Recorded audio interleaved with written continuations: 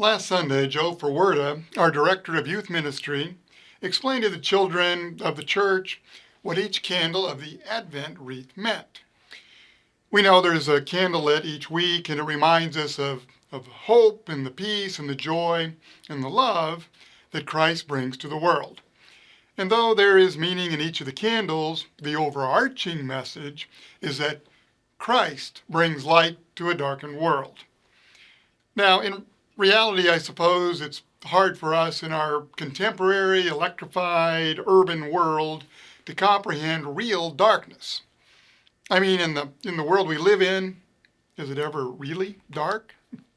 It seems like there's always the ambient glow on the horizon.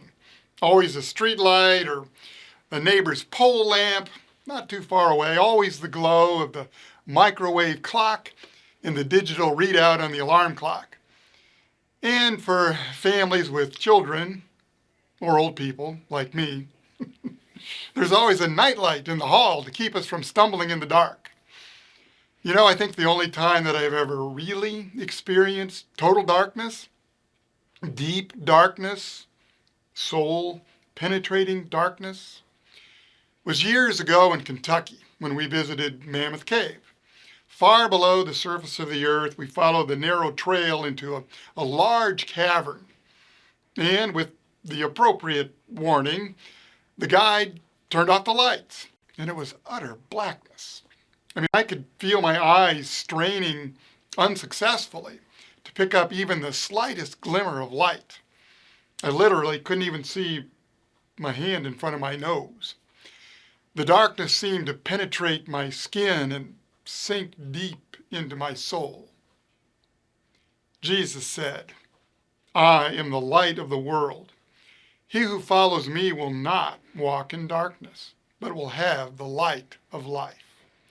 These are the words of hope for a world that is often fearful of the future, and the words of peace for times when we feel like we're stumbling in the darkness of personal grief or anxiety about an uncertain future.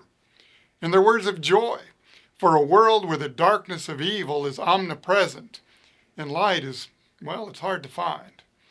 And they are words of love for when we feel like we're all alone. Jesus is the light of the world, and he calls us to bring his light to the world. So during Advent, the coldest and darkest time of the year, well, we light our Advent wreath to represent the light of Jesus in our hearts and in our homes. As Francis of Assisi once said, all the darkness in the world cannot extinguish the light of a single candle.